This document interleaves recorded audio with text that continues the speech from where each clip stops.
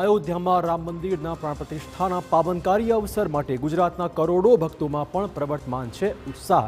ત્યારે હવે ગુજરાતમાં જ બનેલા વિશેષ નગારા અને અજય બાણ પણ વધારવા જઈ રહ્યા છે રામ મંદિરની શોભાને। 22મી જાન્યુઆરી અયોધ્યામાં ભગવાન રામની પ્રાણ પ્રતિષ્ઠા યોજાવાની છે, જેના માટે ગુજરાતમાંથી અનેક ચીજવસ્તુઓ બનાવીને અયોધ્યા મોકલવામાં આવી છે।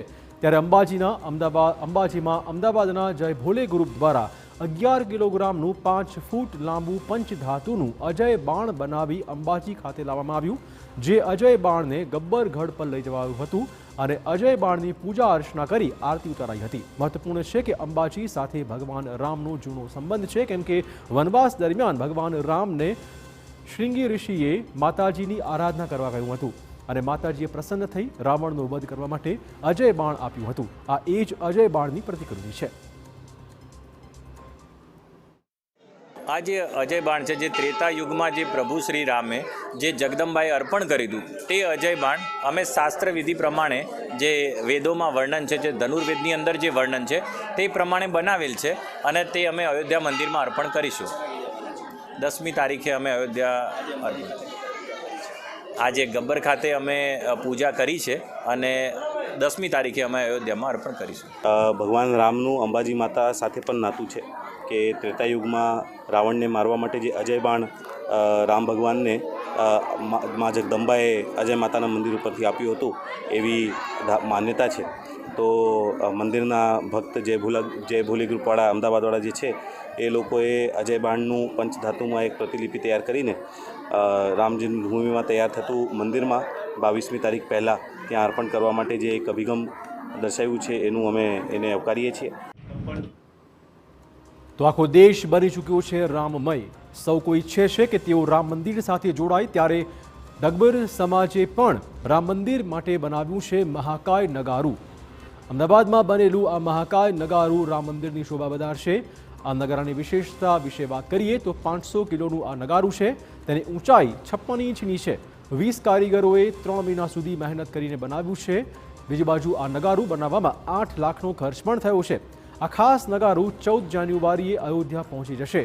આ સાથે રસ્તામાં આવતા ડગબર સમાજના ગામડાઓમાં પણ આ નગારાના દર્શન માટે મૂકવામાં આવશે અને ત્યારબાદ અયોધ્યા લઈ જવાશે।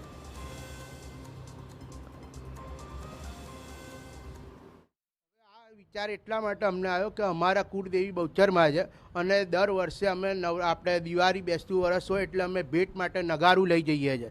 ત્યાં અમારા તરફથી હર વર્ષે ભેટ સોગાત આવા નગારાની જ હોય છે ને જ્યારે આપણા આખા વિશ્વનું એક 500 વર્ષ રામ મંદિર જે રામચંદ્ર ભગવાનનું છે, એટલે આટલું મોટું ભવ્ય મંદિર બનતું હોય અને જ્યાં અખિલ ભારતીય ડબગર સમાજ પાછો ના રહે ભેટ આપવા માટે, એટલે એક આ વિચાર અમને એવો આવ્યો અને અમે સમાજમાં રજૂઆત કરી કે ભાઈ આટલું મોટું ભવ્ય મંદિર બને છે, ત્યાં આપણા સમાજનો એક મોટો ફાળો ગણો કે નાનો ફાળો કરો, પણ એક મોટું સૌથી મોટું વિશ્વનું એક નગારું ભેટ અપાય એવી અમારી એ છે। વર્ષો વર્ષ સુધી કોઈ પણ તકલીફ થાય એવું નથી। એની બોડી જે છે લોખંડ બોડી છે, એના પર પિત્તળનું તાંબાનું નકશીકામ કરી અને સિલ્વર અને ગોલ્ડનું પ્લેટ જ ચડાવવાનું છે, જેને કહેવાય આપણે ગિલેટ કહેવાય એવું ગિલેટિંગ કરવાનું છે, બરાબર। અને આ નગારું ઓલ ઇન્ડિયા ડબગર સમાજ અખિલ ભારતીય ડબગર સમાજના સહયોગથી બનાવી રહ્યા છીએ। ક્યારે લઈ જશો અયોધ્યા, ક્યારે પહોંચશે આ નગારું? લગભગ 14 જાન્યુઆરીથી 15 જાન્યુઆરી સુધીમાં આપણે અયોધ્યા પહોંચાડવાનું છે। મહાકાય નગારું તૈયાર કરવામાં આવ્યું છે અને જ્યારે રામ મંદિર લોકો માટે અથવા તો લોકો જ્યાં દર્શનાર્થે પહોંચશે ત્યારે આ ડબગર સમાજ દ્વારા તૈયાર કરવામાં આવેલું નગારું પણ એમને જોવા મળશે અને સમાજ એ ઈચ્છી રહ્યો છે કે આ નગારું સમાજ માટે એક, કારણ કે વડાપ્રધાન નરેન્દ્ર મોદી પણ પહોંચશે અને તમામ જે શ્રદ્ધાળુઓ છે એ પણ ત્યાં પહોંચવાના છે, ત્યારે સમાજના પ્રતીક રૂપે નગારું રામ મંદિરના પ્રાંગણમાં જોવા મળે। દીપક સેન સાથે નરેન્દ્ર રાઠોડ, TV9।